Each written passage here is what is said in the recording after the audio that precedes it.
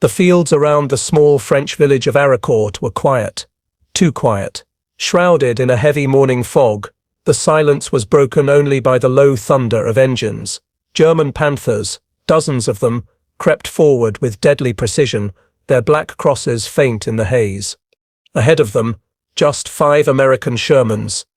By every measure of steel and firepower, the outcome should have been certain. The Panthers outgunned, out-armored, and outnumbered their opponents. To the German crews, it must have seemed like another swift victory in the making. But they were wrong. What unfolded here, in September 1944, was a clash so shocking that German officers themselves struggled to believe the reports. A handful of US Sherman tanks, fighting with grit, guile, and sheer willpower, destroyed wave after wave of German armor. In the space of hours, the myth of Panther invincibility would be shattered. But this was more than a battle of machines. It was a test of human nerves, of quick decisions made in the fog of war, and of soldiers who refused to break even when logic told them they should.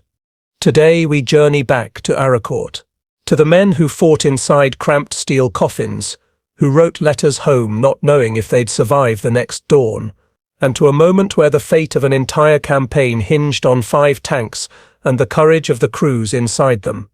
This is the story of how the impossible happened. How 5 Shermans faced dozens of Panthers and won. To understand why Arracourt became such a deadly trap for the Germans, we must go back just a few weeks. In the summer of 1944, the Allies had broken out of Normandy. The hedgerows that had slowed them for weeks were finally behind them. With Operation Cobra and the encirclement at Falaise, German forces in France had been shattered. The Allies surged eastward, liberating towns, cities, and villages with breathtaking speed. Paris fell in late August. For many, the war in Western Europe seemed almost won. But the German army was far from finished. Adolf Hitler, enraged at the collapse in France, demanded a counterstroke, one that would stop the Allied advance and regain the initiative. The battered German formations streaming east were ordered to halt, regroup, and strike back. Among the units thrown into this desperate effort was the 5th Panzer Army, equipped with the fearsome Panther tank, a machine designed to dominate the battlefield. The chosen battleground was the region of Lorraine, near the small town of Arracourt. Why here? Because Lorraine sat along the gateway to Germany's industrial heartland.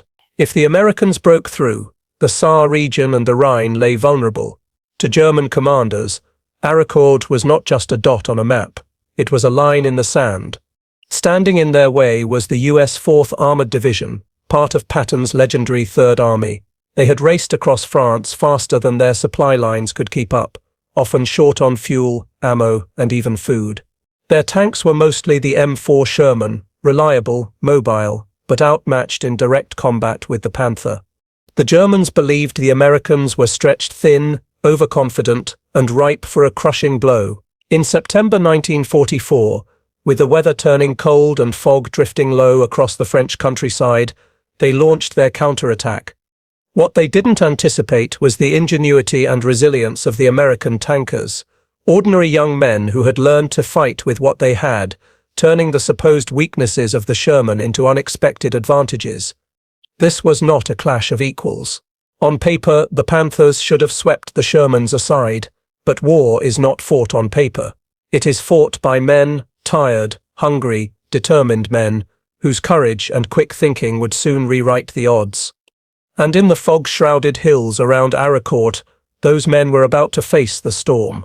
They were young men, most barely in their 20s, tank crews of the 4th Armored Division.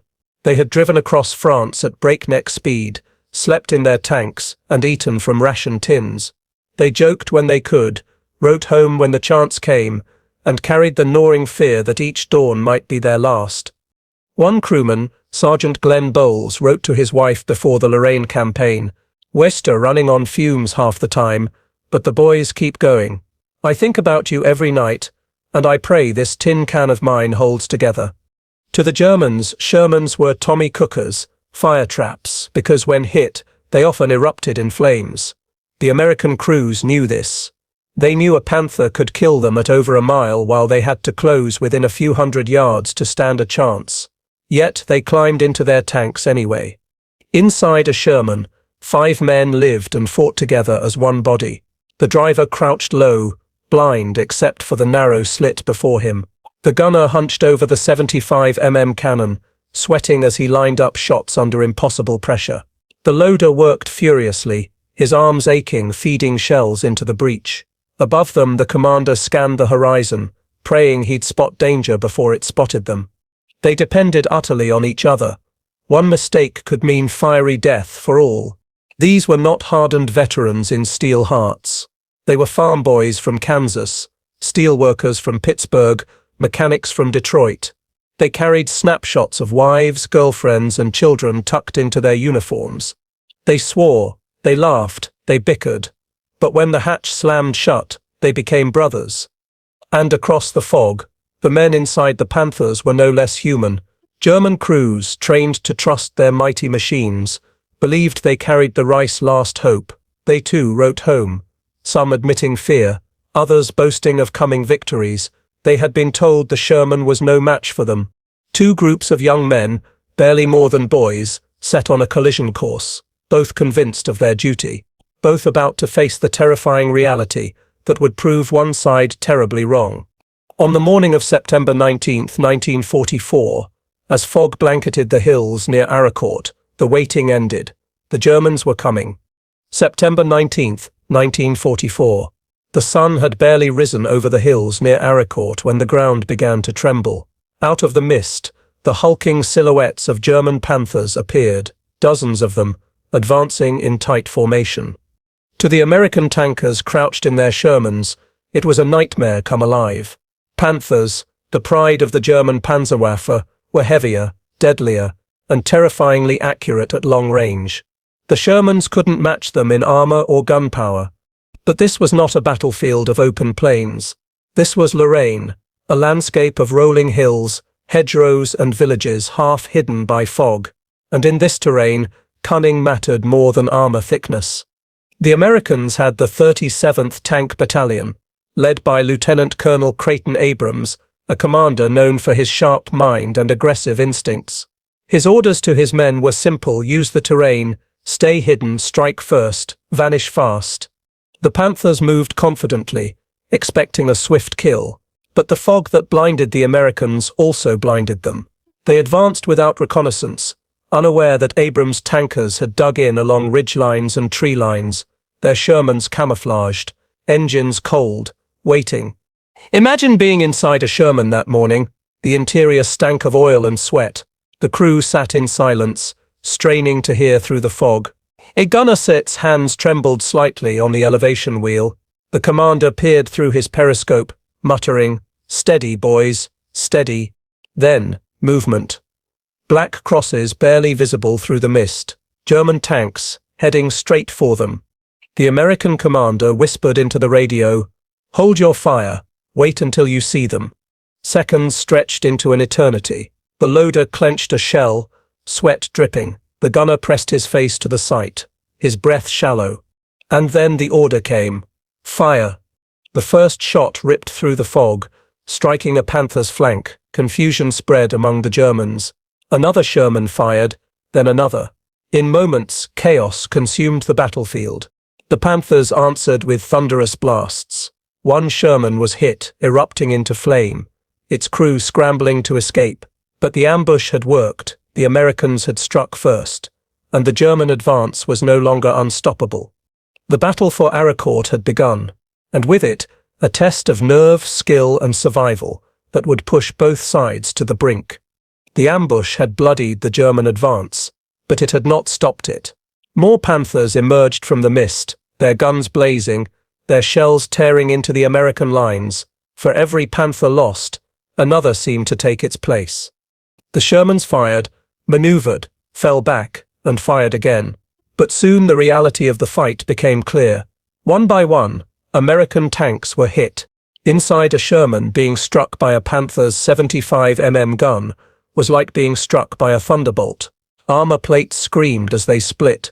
Jagged steel fragments ricocheted through the crew compartment, and in seconds fire consumed the tank.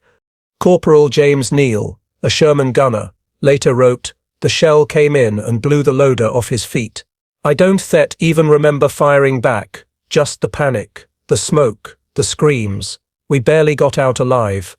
Crews faced impossible choices. Stay inside their steel coffin, trying desperately to fight, or bail out into open fields where German machine guns waited. Some never made it out.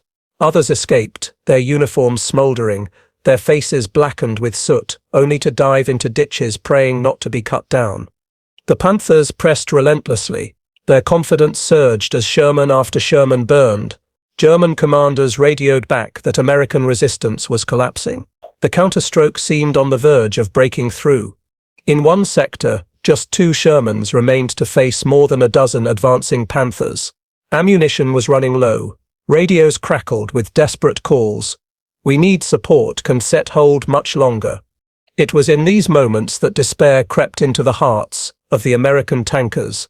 They knew they were outgunned, outnumbered, and exposed. Every instinct told them to pull back, to survive.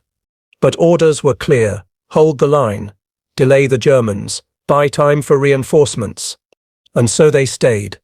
Sherman crews shifted positions, firing from behind hedgerows, darting between tree lines, using the fog as their shield.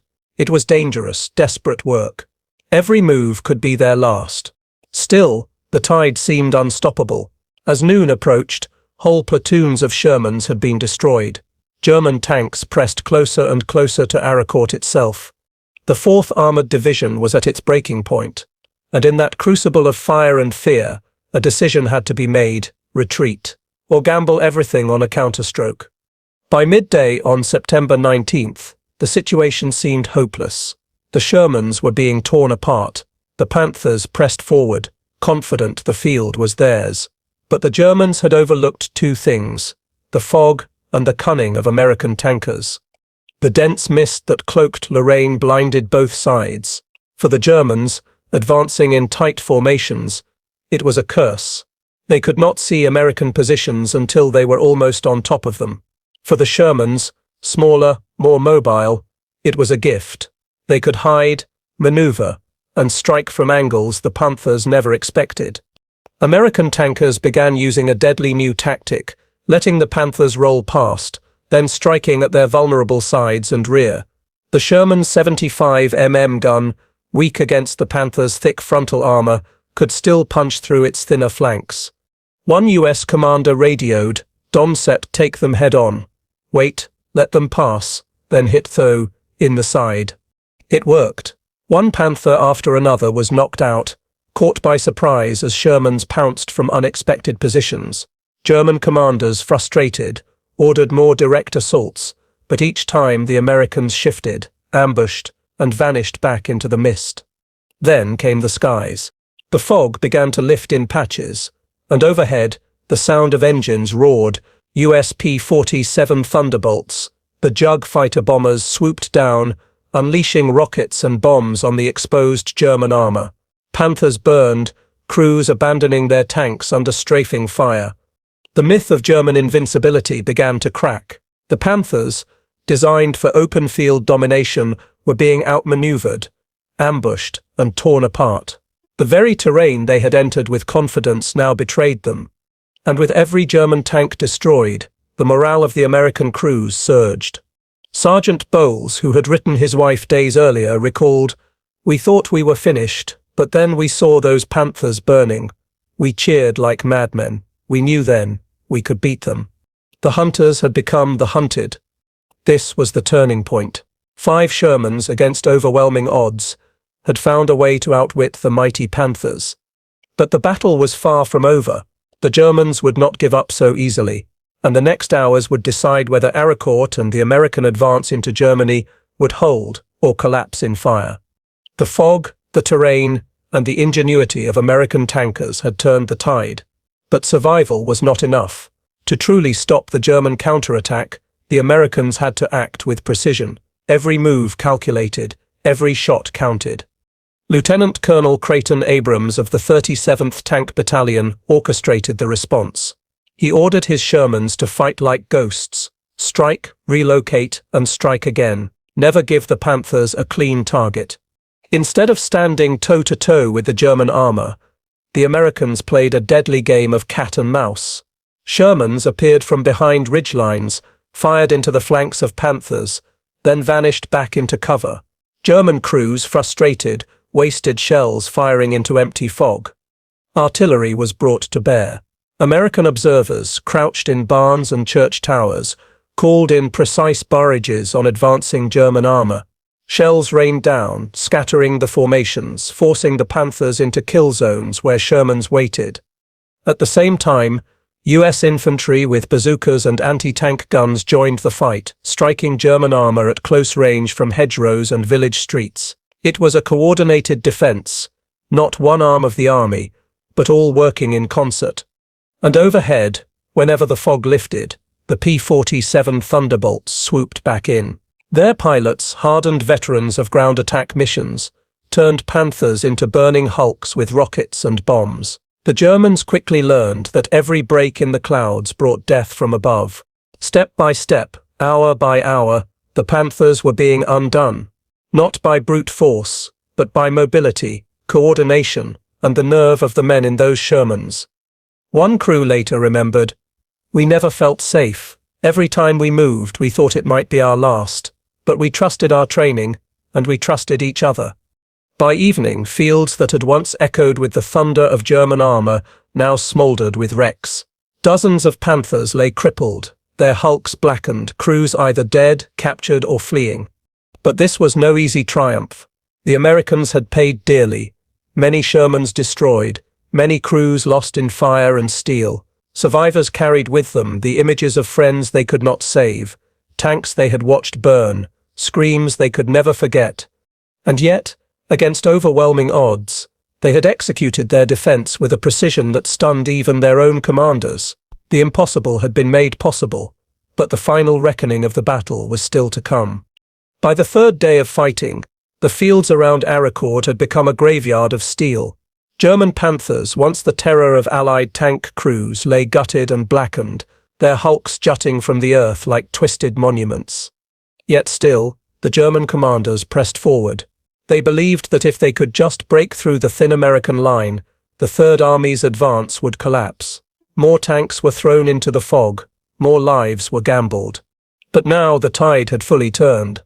U.S. artillery rained down with relentless precision, cutting apart German spearheads before they could even close. Infantry with bazookas ambushed Panthers from hedgerows, knocking out their tracks and forcing crews to bail out. And the Shermans, the so-called death traps, were no longer the prey. They had become hunters. In one engagement, 5 Shermans faced nearly 20 Panthers. By all logic, the Americans should have been annihilated, but using the fog and the rolling ground, they outflanked, outmaneuvered, and outshot the Germans, leaving smoking wrecks behind.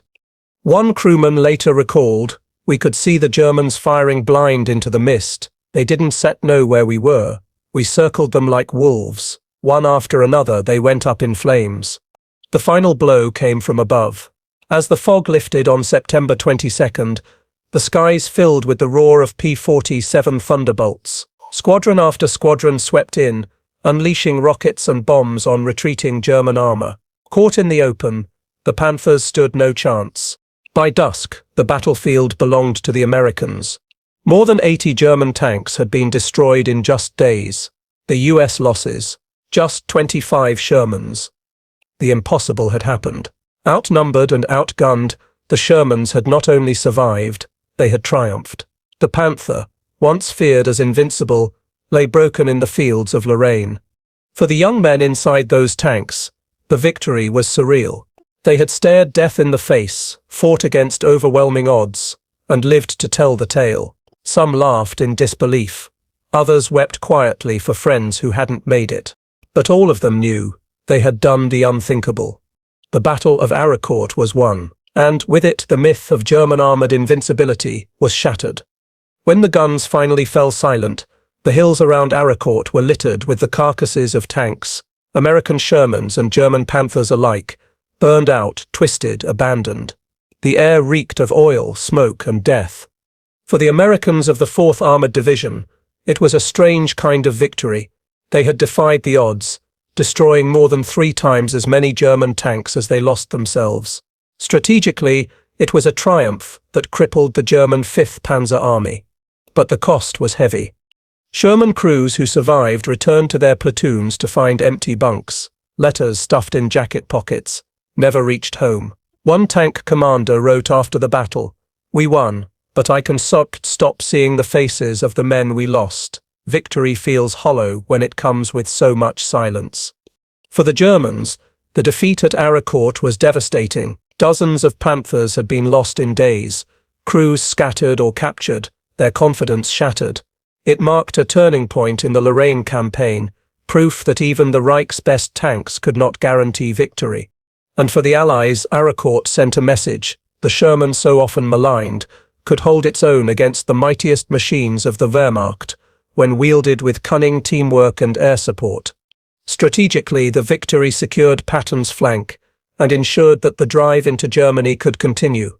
The Third Army pressed forward, momentum restored. But beyond the maps and statistics lay the human cost, the memories carried by men who had fought in steel coffins, who had seen comrades burn, who would forever live with the sound of shells screaming through fog. One survivor later confessed, "I still dream of it, the fog, the tanks, the fire, we won, but part of us stayed in those fields forever." The Battle of Arracourt was not just a clash of armor, it was a crucible of courage, fear, and sacrifice. A place where ordinary men in ordinary tanks did the extraordinary.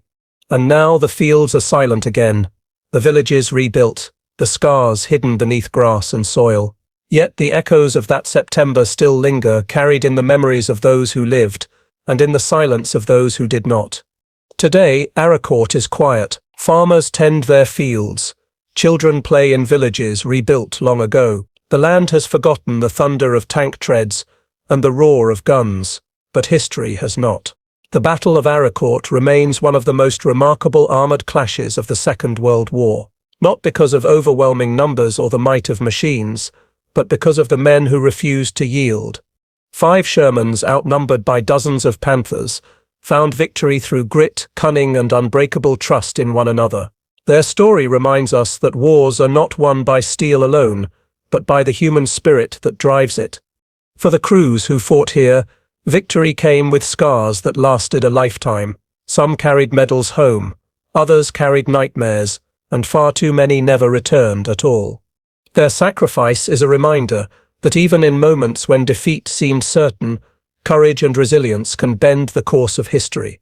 Arracourt teaches us something timeless, that adversity can be overcome, that even the weakest weapon in skilled hands can become strong, and that in war, as in life, resolve can turn the tide. If this story moved you, if you felt the echoes of history here today, then join us. Like, comment, and subscribe to Echoes of WWE for more stories of courage, sacrifice, and the humanity behind the war. Because history is not just dates and battles, it is the story of people who lived, fought, and died, so that we might remember,